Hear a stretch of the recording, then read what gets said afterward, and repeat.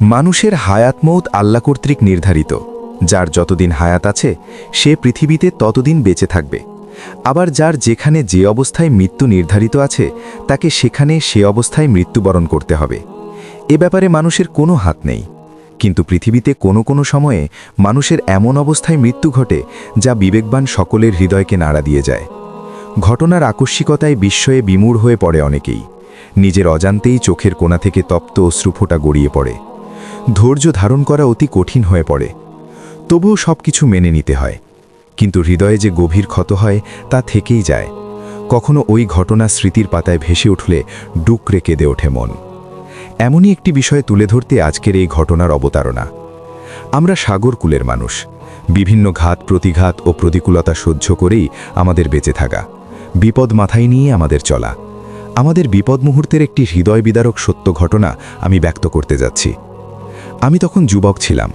একদিন দেখি আকাশে খুব মেঘ। ভাবলাম ঝড় হতে পারে। পরিবারের সবাইকে হুঁশিয়ার করে দিলাম। সবাই বাইরে দাঁড়িয়ে আছে। হঠাৎ দেখি সাগরের দিক থেকে বিরাট জলোচ্ছ্বাস ৩৫ থেকে ৪০ ফুটের বেশি উঁচু হয়ে ছুটে আসছে। তখন ভাবলাম বাঁচার আর কোনো উপায় নেই। সবাইকে জোরে আঁকড়ে ধরেছিলাম। ৭ বছরের এক ছেলে আমার কাঁধে ছিল। পানি এত জোরে এসে ধাক্কা দিল যে ছেলেটা ছাড়া আর সবাই হারিয়ে গেল।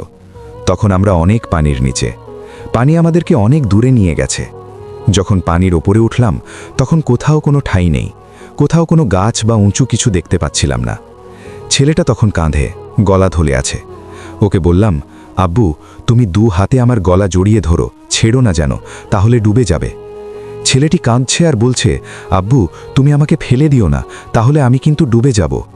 তখন আবার ঢেউ চলছে ২ থেকে ৩ ফুট উঁচু হয়ে। আমরা সেই ঢেউয়ে ডুবে যাচ্ছি, পানি খেয়ে আবার ওপরে উঠছি। ছেলেকে কাঁধে নিয়ে আধা ঘন্টার মতো খুব কষ্টে সাঁতার কেটে বেঁচে আছি। কোথাও কোনো ঠাঁই দেখা যায় না।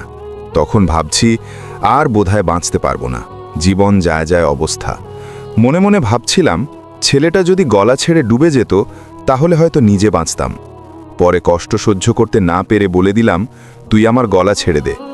ছেলে তখন কেঁদে ফেলল আর কাঁদতে কাঁদতেই বলছে, আব্বু তুমি আমাকে ছেড়ে দিও না, আমি ডুবে যাব।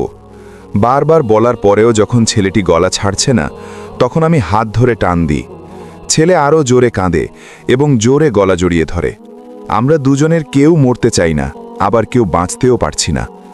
এমন পরিস্থিতিতে আপনি আপনার সন্তানকে নিয়ে একটু কল্পনা করুন তো কেমন লাগে। এটা ছিল মৃত্যুর পূর্বের ভয়াবহ অবস্থা। ছেলের কান্নাতে আমার আর মায়া হলো না।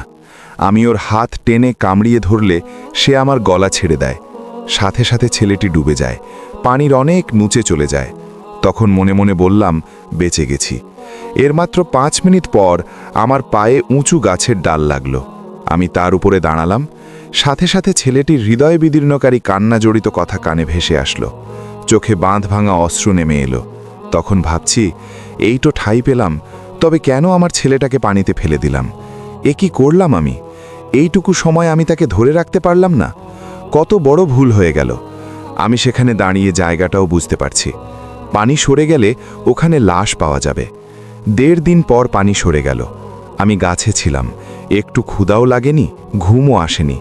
তারপর ছেলের লাশ সেখানে পেয়ে আরও কষ্ট হলো, যে কষ্ট আমি আজও ভুলতে পারছি না। আমার এখন কয়েকটা ছেলে মেয়ে, বয়স ৬০ বছর। তবুও ওই স্মৃতি আমাকে পাগল করে দেয়। তাই মাঝে মাঝে ভাবি, দুনিয়ায় এ অবস্থা হলে কিয়ামতের দিন কি অবস্থা হবে, যেখানে কোনো দিন মরণ হবে না, কেউ কাউকে সাহায্য করবে না। দুনিয়ার এই ক্ষণস্থায়ী জীবনে মানুষ নিজেকে বাঁচাতে যদি কলিজার টুকরা প্রাণাধিক প্রিয় সন্তানকে ছুড়ে দিতে পারে, তাহলে কিয়ামতের ভয়াবহতায় মানুষ কি করবে সেটা চিন্তার বিষয়। যে দিবসের বিবরণ দিতে গিয়ে মহান আল্লাহ বলেন, যেদিন ওই বিকট ধ্বনি আসবে সেদিন মানুষ পলায়ন করবে তার নিজের ভাই হতে, তার মাতা, তার পিতা, তার স্ত্রী ও তার সন্তান হতে। সেদিন তাদের প্রত্যেকেরই একই চিন্তা থাকবে যা তাকে ব্যতিব্যস্ত করে রাখবে। অতএব সচেতন মানুষ মাত্রই ওই জীবনের জন্য যথাযথ প্রস্তুতি গ্রহণ করা আবশ্যক। পার্থিব জীবনে সঠিক প্রস্তুতি তথা সৎ আমল করতে না পারলে পরকালীন জীবনে কোনো আপনজন কাজে আসবে না, বরং সেদিন সবাই নিজেকে নিয়েই ব্যস্ত থাকবে, একান্ত আপনজনও পরিচয় দিবে না। কিয়ামতের সেই ভয়াবহ দিনে পরিত্রাণের জন্য আল্লাহ আমাদের তৌফিক দান করুন, আমিন। প্রিয় দর্শক, এই গল্প যদি আপনার ভালো লেগে থাকে তাহলে এখনই একটি লাইক দিন।